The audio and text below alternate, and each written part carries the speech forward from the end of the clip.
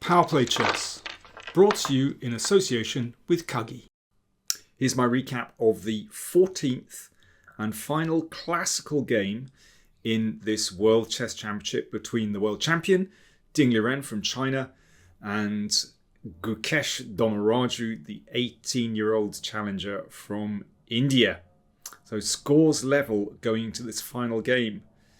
Ding said yesterday that he didn't think it would be a short game. And indeed, it was quite a long game in the end. So Ding started out with knight f3 and plays this reti. I mean, it can transpose into lots of different openings. Gukesh claims the center with the pawns and d4. And you can see this is a reverse Grunfeld. So, for example, if I play out these moves, d4, knight f6,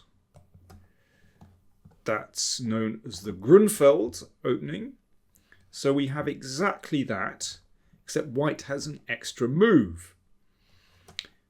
And it looks a bit like a Catalan as well. You know, if white plays c4, then it's a Catalan opening.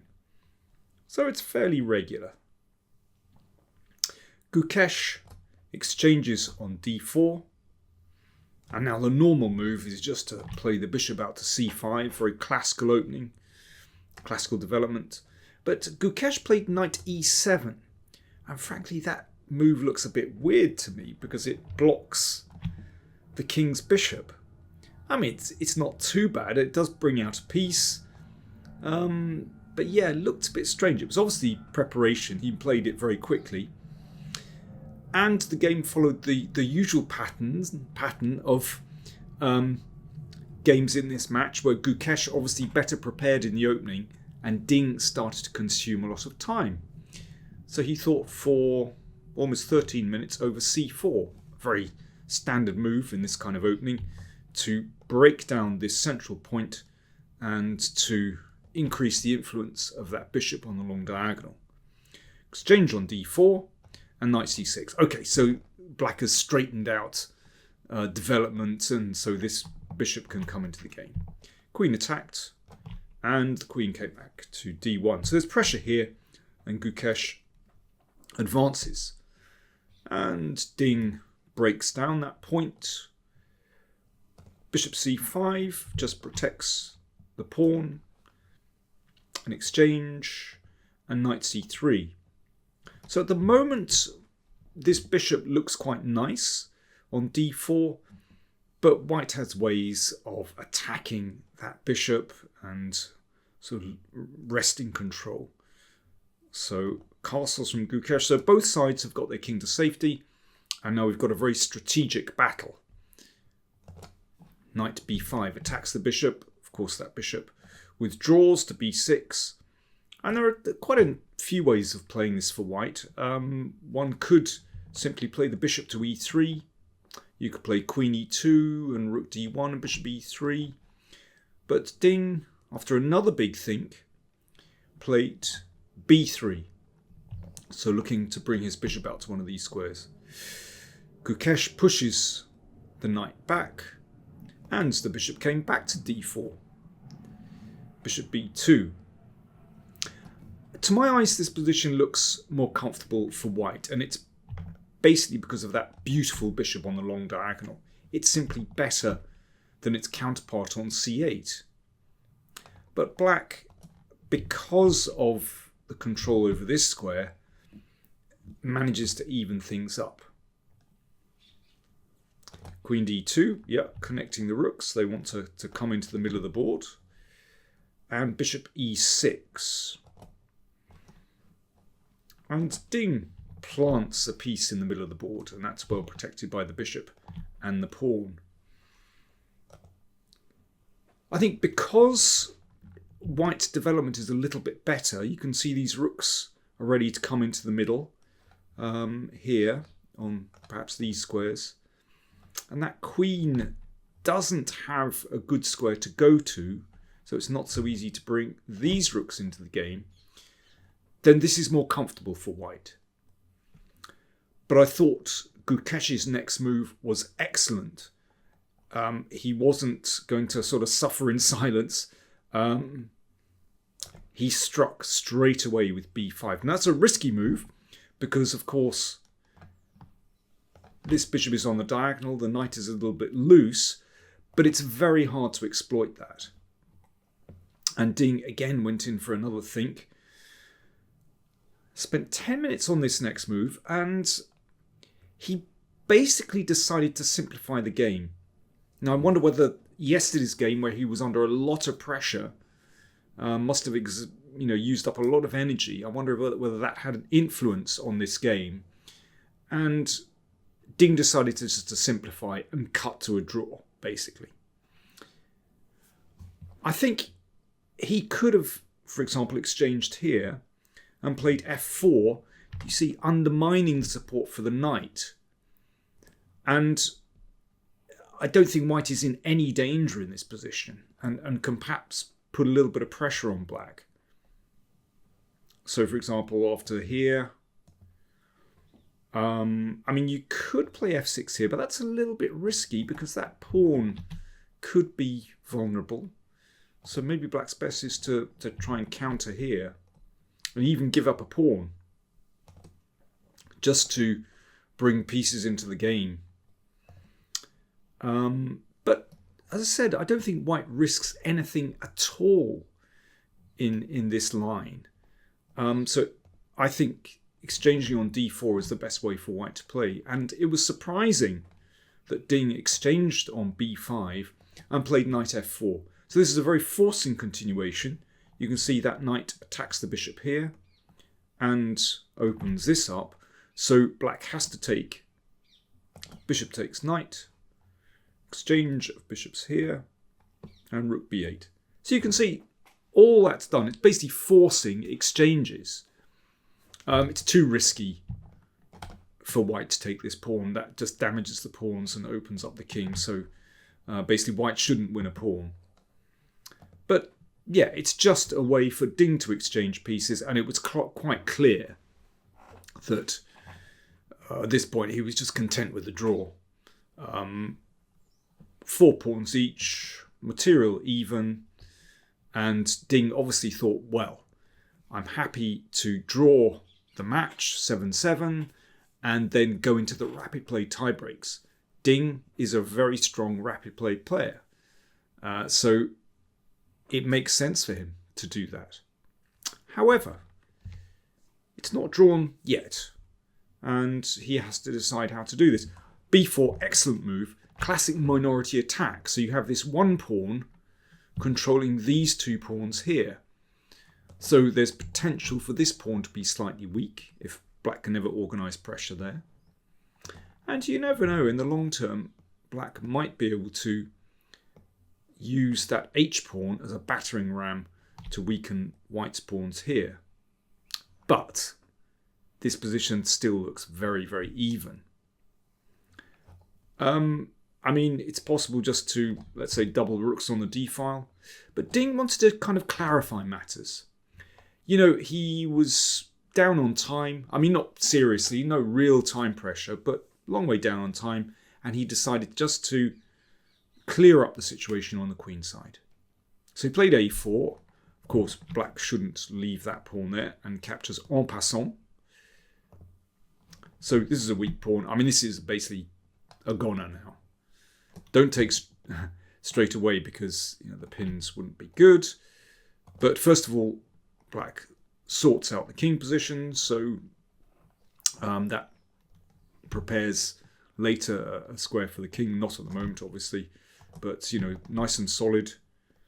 Queen d4. Ding just happy to exchange queens. If, of course, black can exchange already and take the pawn, but actually, I think very clever from Gukesh. He kept the tension. He kept the queens on the board. b4. Ding very happy just to give that pawn. And now Gukesh took. So 2 rooks and a bishop against 2 rooks and a bishop, with Gukesh having an extra pawn on the king side. Still should be a draw. Ding wants to exchange as many pieces as possible. So we're on move 32, no real time pressure. But Gukesh can play this position for as long as he wants. And he started advancing his pawns. Now, black definitely doesn't want to exchange bishops. The rook and pawn ending is just a draw, as we saw previously in the match. But very well known drawing position 3 against 2. So it's very important that the bishops remain on the board. That just keeps a little bit of tension. Rook c1, clock times, 20 minutes remaining for Ding, 53 minutes remaining for Gukesh. Absolutely loads of time for both players. And very steadily, Gukesh just advances, just secures things on the king side and starts to advance.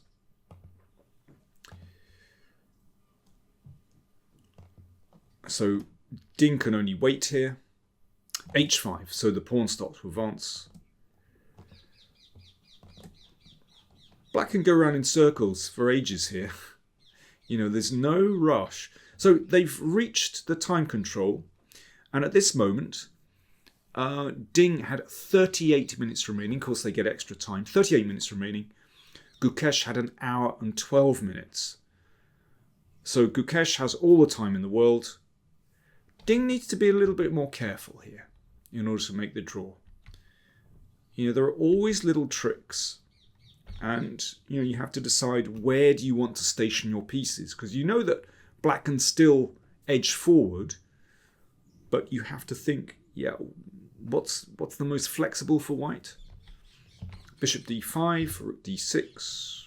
Okay, Ding just waiting. And again, Gukesh has made progress. So one thing he would like to do is advance that f-pawn, play h4, force an exchange, and then he'll have 2 pawns. If he could push that one further, this could start to get serious. So that's why Ding decided to play f3. So he wants to exchange pawns. There is a drawback with that move, that it does expose white. Well, in the first rank, that's exposed anyway, but on the second rank now, there could be some nasty checks there. f5. I mean, it's a beautiful position for black to play because everything is solid, everything is protected, and white just can't land a glove on black here at all. So this is move 46. Ding had 18 minutes remaining. Gukesh an hour and 10. Rook b4, Ding just waiting, and now this bishop starts to activate. Rook d2 check. Yeah, that's unpleasant. So the king can still protect this pawn, but it's cut off on the second rank. And now the king starts to travel around. A check. Well, the king pops back again. There's no harm in just testing things out. And now the situation was Ding had 13 minutes, Gukesh an hour and 9 minutes. So remember, players do get 30 seconds added to the clock every time they make a move, but still, it's getting a little bit uncomfortable for white, for Ding, regarding the time. Rook b2. Now where should that bishop go?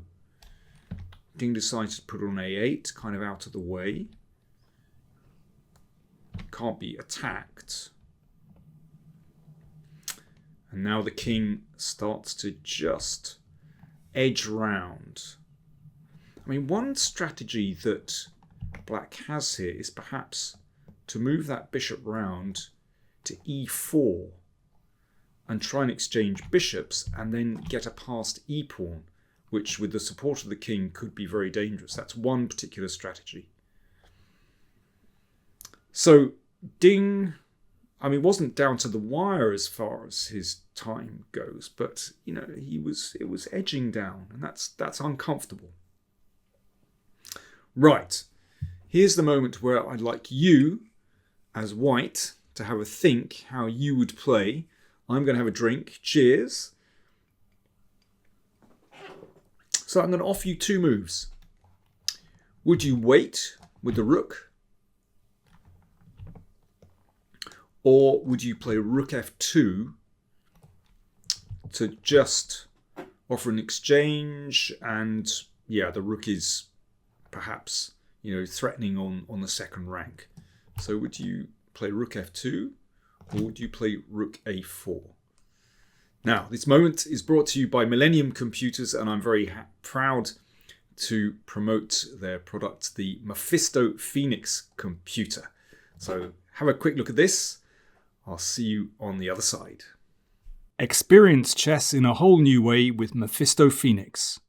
Real wood and high-quality pieces offer an outstanding playing experience. Thanks to innovative piece recognition and LED move display, you can play more comfortably than ever. Simple setup and intuitive operation. Start immediately from any position. Quick evaluation of your game at a glance. Buy now in the Millennium Shop. PowerPlay viewers can receive a 10% discount on the Mephisto Phoenix computer if you click on the link in the video description and put in the discount code PowerPlayMephisto. Right, what did you come up with? Did you play rook f2? What do you want to play? Or do you wait with rook a4? Well, waiting with rook a4 is the best move.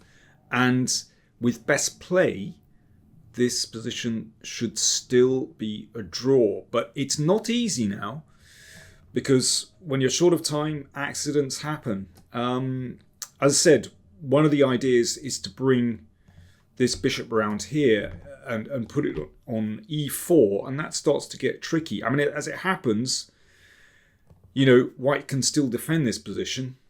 I mean, in this particular case, you can actually force an exchange of rooks. I mean, that's a very unfortunate case. But there are sufficient resources for white in this endgame.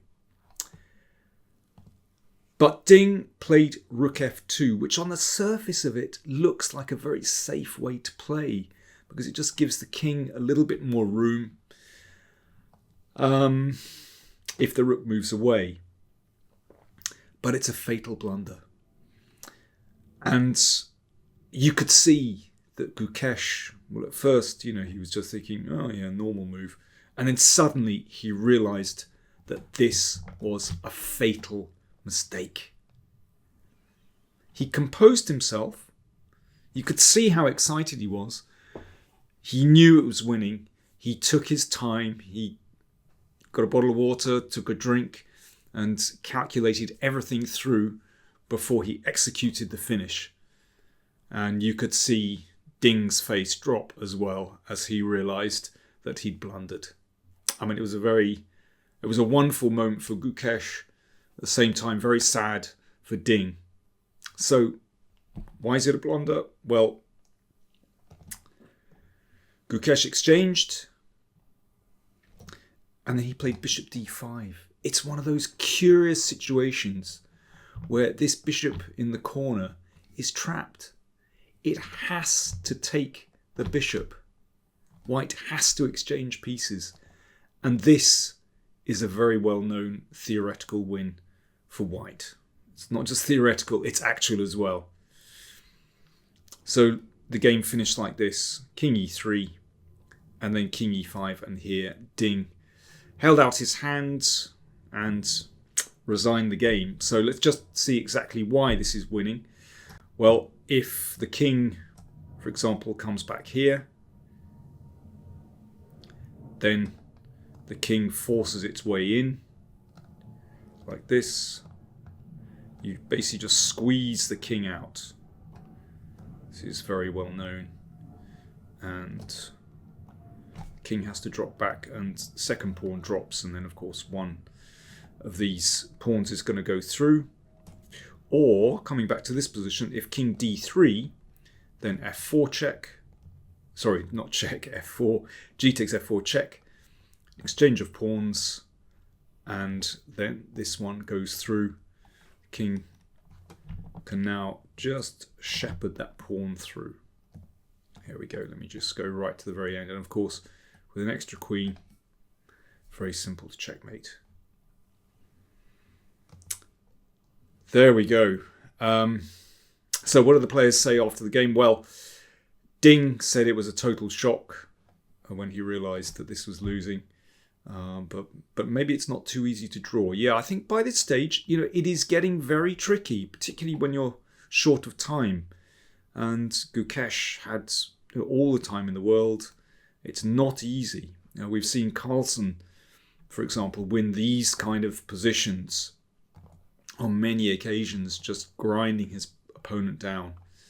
In theory, it's a draw, but in practice, actually very difficult. He said, I had some bad memories from his game. He was talking about his game against Liren at the Olympiad, where he also lost an endgame with rook and rook bishop and 3 against rook bishop and 2. Yeah. But afterwards, Ding said, I think I played my best tournament this year. I think he did play very well. And he said, I will continue to play. I have to say there was a kind of relief on Ding's face, actually. I wonder whether he's had psychological problems over the past year or so since he won the title. And I think he just found the pressure too much of being world champion. That's my impression, anyway. That's for others to say. As for Gukesh, this is extraordinary. And I have to say, I thought he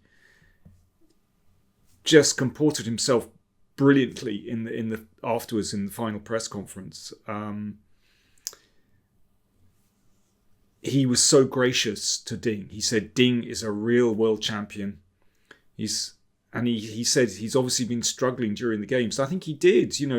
I think the fact that he used up so much time in many games, his opening preparation was not as good as Gukesh's, and so he was often under pressure.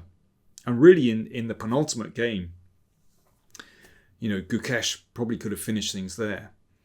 And Gukesh said, he was very grateful to so many people.